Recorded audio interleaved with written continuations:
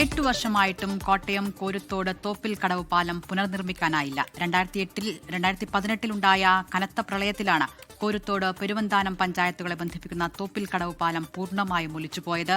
പാലം ഉടൻ എന്ന പ്രഖ്യാപനമുണ്ടായെങ്കിലും ഒന്നും നടന്നില്ല. 2018 ഓഗസ്റ്റ് 15-നുണ്ടായ പ്രളയത്തിലാണ് പാലം തകർന്നത്.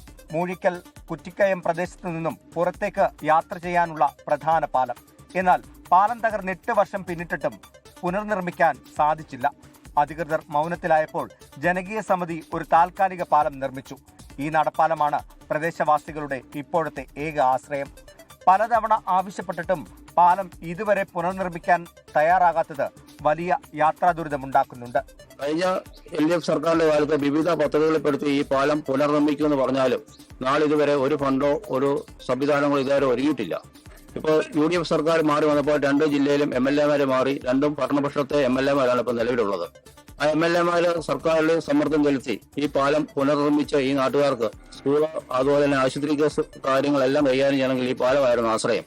ഇപ്പോൾ ഒരു കുട്ടിയെ സ്കൂൾ തുറക്കുന്ന സമയത്ത് ഒരു കുട്ടിയെ സ്കൂളിൽ അയക്കണമെങ്കിൽ 500 രൂപ ചെലവായിക്കൊണ്ടിരുന്നത് ഇപ്പോൾ 1000 രൂപ ബസ് കൂലിയാവും ഒരു കൊച്ചിന് സ്കൂളിൽ എത്തണമെങ്കിൽ. അതുപോലെ അങ്ങനെയുള്ള വളരെയധികം പ്രയാസങ്ങൾ ഈ പാവപ്പെട്ട ജനങ്ങൾ തിങ്ങിപ്പാർക്കുന്ന ഈ മേഖലയിലുണ്ട്. പ്രദേശവാസികൾക്ക് വാഹനങ്ങളിൽ കയറാൻ മൂഴിക്കൽ കോസ്വേയും ആനക്കല്ല് അയ്യപ്പ ക്ഷേത്രത്തിന് സമീപത്തുള്ള തടിത്തോട് പാലവുമാണ് ഏക ആശ്രയം. ഇതുവഴി യാത്ര ചെയ്യണമെങ്കിൽ 3 മുതൽ 6 കിലോമീറ്റർ വരെ അധികമായി യാത്ര ചെയ്യേണ്ടി വരും. കഴിഞ്ഞ സർക്കാരിന്റെ ബജറ്റിൽ ഫണ്ട് അനുവദിച്ചതായുള്ള പ്രഖ്യാപനങ്ങൾ മാത്രമാണ് ഉണ്ടായത്. ഭരണം മാറിയതോടെ നിർമ്മാണം ഉടൻ നടക്കുമെന്ന പ്രതീക്ഷയിലാണ് പ്രദേശവാസികൾ. 24 കോട്ടയം.